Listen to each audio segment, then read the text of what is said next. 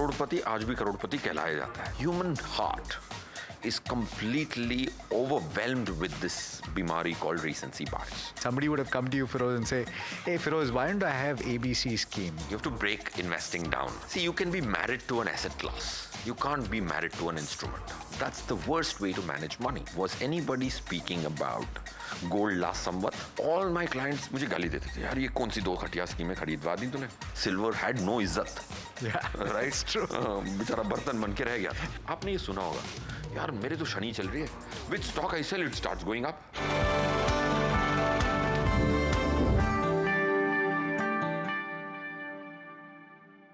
Fill it, shut it, forget it. That's a tagline that you might recognize from a popular motorcycle brand. And the reason you do is that it resonates with an Indian audience that is price sensitive at its core. That tagline has also been loosely used for investments. Build a portfolio and forget about it for years, because tinkering, according to some people, would require you to time the market, something most people fail at doing consistently and successfully. But does the data support that argument? Does simplicity trump complexity? And what are the ways for you to accelerate wealth creation in the early years so that your portfolio does the heavy lifting when you're older? This is Moneywise on NDTV Profit, and I'm Alex Matthew. My guest today is Feroze Azeez, the Deputy Chief Executive Officer of Anand Rathi Wealth. Feroze, thanks so much for coming back to the program. Pleasure having you. And let's talk about that concept. Fill it, shut it, forget it. It's obviously the popular hero ad from back in the day for the popular Splendor vehicle. But it's used in investment parlance as well. Have you come across it? Yeah, definitely. I think buy right, sit tight is a good campaign on that logic, something similar. And quite a few people actually say buy in, own it forever and stuff. Of course, quite a few people have propagated that. But I think that that's too simplistic. You have to break investing down. See, you can be married to an asset class. You can't be married to an instrument. There's a big difference. I am married to equity till my last breath, or even to my grandchild. He needs to be married to equity. The family is married to equity. Is it married to a scheme? The answer is no. Why is it not married to a scheme? Because scheme is, for example, a mutual fund scheme, is very cyclical in nature. It goes up, then it goes down. So married to an asset class, I completely agree. Married to a stock and a scheme, I completely disagree. Even a stock?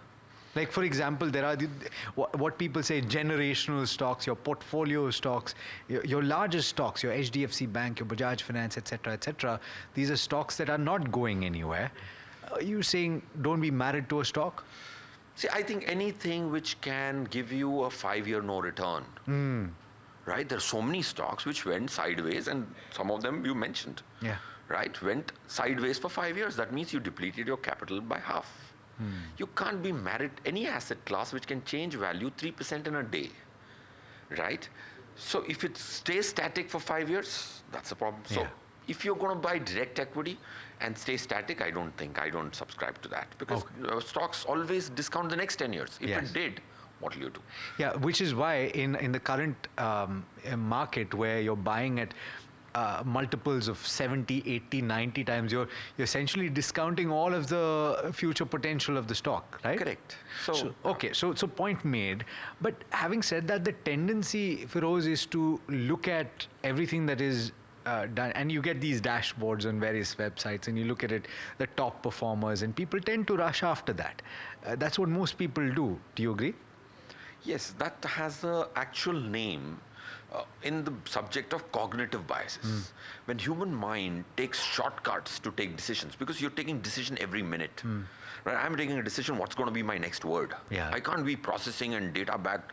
I don't have the time, so I'm going to take shortcuts, right? When I'm seeing your body language, I'm seeing whether Alex is liking what I'm speaking or I'm speaking shit, right? Sorry for the language, but yeah. So the point I'm trying to make is there's a word for it, which is called recency bias.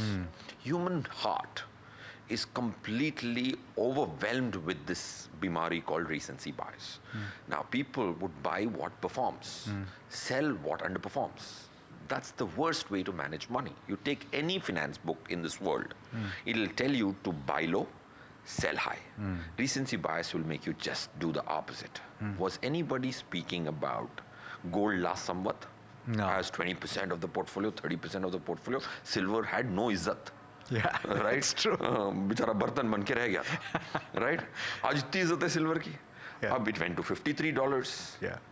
And now it's come to 48. Yeah. One of my clients is panicking. ये क्या हो गया यार? मैंने 50 करोड़ के खरीद लिए silver. 50 crore. Right? Recency bias. अब मैं कितना रोकूंगा किसी को? Right?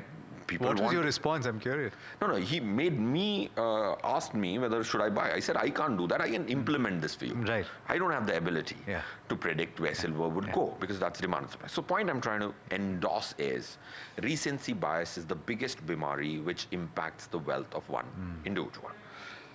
If you extrapolate this and try and do some data analysis over the last decade of, like for example, I think it was 2018-19, NASDAQ did very well. One of these years, okay? Yeah. Don't hold me to it. Yeah. There was a fund which was 800 crores. Yeah. NASDAQ fund gave 40-50% return. So that 800 crore fund collected 6,000 more crores. In the subsequent year, it fell 40%. So when it went up on an 800 crore base. And let's assume it created 300 crores out of the 500. 300 was the profit. When it came down 40%, it came down on 7,000, 8,000 crores, 40%. Right. So optically, the fund NAV has come back to zero. But the fund managers actually lost 5,000 crores. Sure. So you go year by year, crypto was bought in 2017, not in 2018 when it fell. So recency bias is what one needs to overcome. So the reason why I wanted to speak about that is to go back to the original point where you're saying that be married to the asset class, don't be married to the scheme. But equally, you have the tendency to tinker too much. So there's two ends of the spectrum, Feroze, where people are perhaps looking at their neighbors and saying, oh, you know, or somebody is bragging at a party and saying, my portfolio gave, what, 21, 22%. My top performing fund is, what, 26% XRR over, or return over the last 5 years. What about yours? And you say, oh, 18%. And somebody would have come to you, Feroze, and say, hey, Feroze, why don't I have ABC scheme? I'm sure that has happened. How do you respond to that?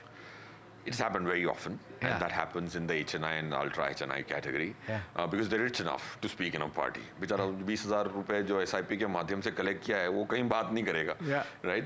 It's not something to write home about, right? So this happens. When they do that, I personally say that we run a model portfolio for the last 11 years and 4 months, 1st June 2013, which is an audited model portfolio. We've taken about 76 decisions, buying and selling decisions put together. If somebody says, why is this scheme not there in my portfolio? I tell them, sir, मेरी क्षमता के बाहर है कि I have 14 schemes in the model portfolio. I know 3 will be duds. I don't know which are those 3. If I don't do the math which 25 people of my office do, I will have 8 duds. My job is to bring it down to 2-3 duds. So that's what I tell them. The second thing which I tell them is I promised you 3 to 4% excess return after my commission on mutual fund over Nifty. Have I delivered that? 4.14%. Yeah. Which means 140% return absolute on Nifty greater. Right. तुम आम खाओ भाई गुटलियां मत गिनो. This Right. is what exactly I tell. Right. Because it's impossible for me to pick up all schemes which are good or all good scheme in my portfolio. Right. Right. So people have to stop trying to get to each constituent of the portfolio, see how the full portfolio is doing. That's one thing which I tell them. Second is that if you look at mathematics, it will give you a very, very good picture. Now, in 2000 FY24, 2 worst schemes of my portfolio, model portfolio, were Kotak Emerging and Invesco Small Cap Fund. Tahir Badshah साहब manage कर रहे थे, हाँ. पंकज टिब्रेवाल तब manage कर रहे थे. So all my clients मुझे गाली देते थे, यार ये कौन सी 2 घटिया स्कीमें खरीदवा दी तूने? तो मैंने कहा सर इसको निकालने नहीं दूंगा मैं आपको. Because you can't just look at the rear view mirror and take decision. That's elementary school Sure. mathematics. Sure. Those became the 2 best schemes of the subsequent year. Yeah. Last year, my worst fund scheme was quant large cap. Right. From 31st March, it's the 3rd best large cap scheme. Right. So by only submission, in fact, I bore down to each investor. After a lot of statistical study, we have seen 9,500 external portfolios not invested through Anand Rathi, and have come to this conclusion: when an investor removes the scheme, it is one of the worst times to remove the scheme. So mathematics clearly says don't look at rear view mirror. आपने ये सुना होगा यार मेरे तो शनि चल रही है. Which stock I sell, it starts going up. Right. Any stock I buy, it starts going down. It's not that. You hear it quite often, yeah. When that implies that you're taking heart-based decisions, not mind-based decisions. That's what it means. When the hope is highest, probability is least. So the point that I want to get to is, we've discussed now what your response is, but a lot of my viewers are DIY. A lot of them try to build their portfolio. They're in that stage of their lives. They're just discovering the capital markets perhaps, or they're discovering mutual funds, and they want to build that portfolio. That 1 crore mark often is spoken about as that threshold that you should be aiming towards, the first threshold, right? Why is that? And is it still what it used to be when you started giving advice, Feroze? See, there are two things. Psychologically, money has not lost so much value. करोड़पति आज भी करोड़पति कहलाया जाता है. And मेरे dad भी करोड़पति कहते थे. करोड़ की वैल्यू कम हो गई है. द काइंड ऑफ हिम्मत it gives a person when he sees 1 crore portfolio is similar. Does it give you the same purchasing power? The answer is no. And पहले 1 crore में हिम्मत चाहिए होती है. खर्चा किसी ने नहीं करना है. हिम्मत की भी बहुत इंपॉर्टेंस होती है. Model, your confidence in life, your risk-taking ability, all that goes up with the first 1 crore, even if not the purchasing power. To answer your pointed question, is the value deteriorated? Yes. Is the psychological confidence catalyst it can be has reduced? I don't think so.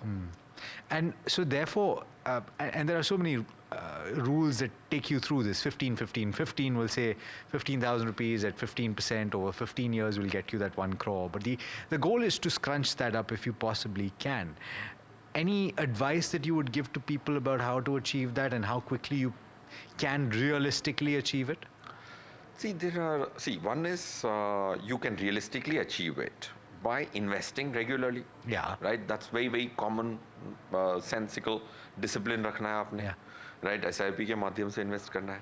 But what actually helps you is, I personally think your first 1 crore does not depend on the return of the portfolio. Right. It depends on your junoon in your profession. Okay, so how much effort you're putting it at the start in your profession, right? If you want to get to 1 crore, don't just rely on the investing, right? Because investing pays off in 20 years. आपको जल्दी भी है, तो जल्दी तो होता नहीं है. Right? So what you do is, you should say that I'm going to work a little more. Can you have the audacity to tell the boss that I want to work 4 hours a day more?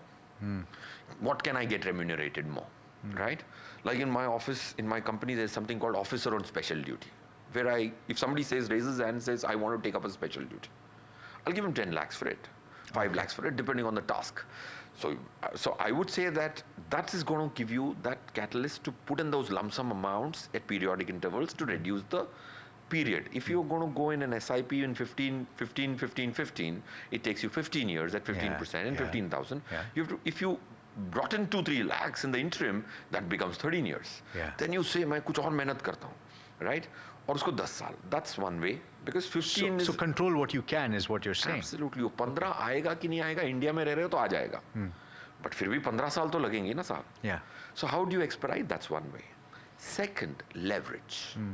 Right? People disrespect leverage a lot. I personally respect leverage in the initial part of life. You're talking about debt. Leverage. Now, for example, if I am going to get 15,000 rupees a month anyway, I would take if the markets were at 24,000, I have done shows after shows at 22,000. But people are ridiculous to say it will go to 19,000. Right. Okay, markets never fall after going sideways. Markets fall big time only after rising. So, like I did that. I took a 70 crore loan, which was my expected cash flow of the next 1.5 years, bought Nifty at 22,000. Now that's a leverage. I'm advancing my cash flows. So that can give you a fillip. How do you get that money? You have a mutual fund portfolio. If you have a 50 lakh rupee mutual fund portfolio, anybody will give you an overdraft of 10 lakhs, 15 lakhs. I know that I'm going to get 10 lakh rupee bonus in March, but I'll advance that and buy it in September. But that's not something that everybody can do. Everybody can do. Why can't they? Isn't it something that you need to have a little bit of news, a little bit of understanding of the market to do? Isn't it potential for loss of capital, and therefore if you've lost that capital, you will... I know what you're saying. And so, therefore, I would like you to clarify to say that when you do use that leverage and you do invest, you're not trading derivatives, you're not necessarily buying small cap stocks, you're buying A mutual fund. Mutual funds, right? Correct. See, now, look at this emotional dichotomy. Yeah. Right? You're very happy taking a home loan for a house with a 20-year commitment of cash flow. Right? What is that? That's a leverage. Right? You are so comfortable in your skin to take leverage on physical assets. The same man, when go to one of these gold loan companies, give all the jewelry, borrow money. Right. And buy more jewelry also maybe. Right? That he is very comfortable because it's tangible. The probability of equity giving you 15% in the long term is near certainty. Near certainty. And I'm making a responsible statement. Yeah. In the long run. Right? In that, if you are ready to advance the cash flow, आपको पता ही है 15,000 रुपए डालने 12 महीने के 1,80,000 रुपए होते हैं उसकी लेके डालने में क्या जाता है don't need to now one more very important point you need to have a nose to smell the opportunity. No, you can put a formula. Anytime you see a 1 year time correction, you can advance the next 1 year and put it in. Sure. That could be market timing. Is how do you define market timing? Because you alluded to. I did. Right, and it's such a loose English word. Right? Market timing is doing anything on opinions. If I put a formula which is logical and mathematical, in effect, somebody might call it market timing. It's not market timing. Let me give you an example. Like I told, I have put a formula saying that if the market goes through a 1 year time correction and a price correction of greater than 5%, 1 year time correction, 5% price correction, you borrow and invest, no problem. Borrow and invest, जितनी चादर है उतनी फैलानी है. आपको पता है कि भाई एक साल में जितने पैसे आ रहे हैं उसको आज डाल देता हूँ. Right? So that's one. Right? So point is, now for example, if I have a 65 equity and 35 debt portfolio, if my equity gets a very good push of a great mark to market and my equity portion goes to 75 and debt portion grows slowly, so if it is 25, right. Should I not sell 10% equity at and that buy? moment? Right. That is also market timing then. It is. You're selling equity, buying debt. Yeah, but that's formulaic. That's formula driven. So market timing, change or any asset allocation driven by opinions, decibels, narratives is market timing. Sure. The other thing that I want to talk to you about is now there are formulae, right? You're talking about the first 15 years, and then after that, at the same trajectory, you're going to take 3-4 years to get to the next crore, and then the rapid ascent after that. But a lot of people have hit that 50-55 mark, and they're worried about the next 20 years because longevity is something that everyone speaks about, Feroze. How do you account for that? And do you change your allocation? How often do you tweak? If longevity, of course, it's a good problem to have, that you're going to live longer, right? If you're going to live longer, I think the whole idea of retirement is also going to change. Okay, that's what I see. Like my boss is 69, right? I wouldn't want him to retire for the next 20 years. Very happily, he's got a fertile mind. The more he's so you don't have to be too perturbed about longevity because your longevity of work is also going to go up. Sure. Don't be too perturbed. That's point one. Point two is you have to have equity assets. See, the question is simple. How do you make sure that the money outlives you? You have to have an asset which outlives or grows greater than the expenses growth. Simple as that. Now you look at 100-year data, 50-year data, 20-year data. The answer will come as equity. Right? Gold after this rally is also 15% for the last 5 years. After this rally. Right? So it's a protection asset. And people hardly understand. They say equity and gold in one sentence. Gold is one price. Equity, you might have equity, I might have equity. Our returns could be so divergent that you could be plus 20, I could be minus 20. Yeah. But the name used, Angrezi mein, name tag equity hai. So please understand the diversity of equity. After you've decided to put 80% in equity, you might still want to flaunt your skill in a party and buy direct stocks, and you may underperform and never know. Like that reminds me one very important point you said. Party में मिलता है मेरे client से कोई बोलता है मैंने 30% generate किया. right? I made 30%. Actually, I was in an event in Bangalore. There were about, I would say, 200 people, all my prospective clients and clients. One guy walks up and says, "तू stage पे बैठा है, 15% की बात कर रहा है, मैं 30 कमा रहा हूँ." I said, "Sir, 30 कमा रहे हैं तो आपको stage पे जाना चाहिए, right?" Then I asked him some basic numbers. I asked him, "What was your net worth 10 years back?" He said, 8 to 10 crores. I asked him, "What's the net worth?" He said, "Today it's 40. And what did you save?" He says, "Yeah, 75, 80 lakhs I saved." I said, "Sir, if you're at 40, it's not 30%. It is, if your English statement was right, you had to be at 142 crores or 143 crores. अंग्रेजी में 30% compounded बोलना बड़ा आसान है. Math में Excel sheet में, so I built a technology. Okay, we built a technology where if Alex says, "My stocks have delivered me great return, why will I buy mutual fund?" I said, "Great, sir. I'll generate an OTP. All your demat accounts in India, all the transactions will be downloaded, and I'll tell you your IRR of equity and your excess return over Nifty." And when I'm doing that for people who said 30, their number is coming as 13. They've got the numbers mixed up. Okay. Because nobody puts it on an Excel sheet. Sure. No broker gives that transaction. Right. I pleaded to some brokers, तुम इतनी technology की बातें करते हो साहब, उनको IRR तो दे दो, एक्सेस रिटर्न ओवर निफ्टी तो दे दो, कोई देने के लिए तैयार नहीं. So he's underperformed the Nifty by a couple of percentage points. Significantly. And people, brokers also don't show it because as soon as they know, they'll stop trading, they'll get into mutual fund. Brokerage आएगी कहाँ से? Okay, so you mentioned that you have counted the number of changes in your model portfolio over a period of time. And not necessary that all of my viewers are going to be able to replicate this. It's a proprietary way of handling your portfolio. But any ideas that you can give them perhaps to take the decisions in a more systematic manner, to say, what should I remove from my portfolio? You spoke about sideways movement for 5 years or no returns for 5 years for stock portfolios. But equally, you've said an underperformer 1 year in a mutual fund space can be the top performer, the top percentile the next year. So how do you pull the trigger both for and against in terms of buying and selling? So I have an answer of two kinds of people. If you are in the bracket where your total portfolio of mutual funds equity is less than 10-15 lakhs, right, stop active management. Okay. You don't need to do it. Okay. When the rupee value of your transaction is very low, then you might as well not go through that, because out of your 5 decisions, if 2 go wrong, then it will nullify the 3. Sure.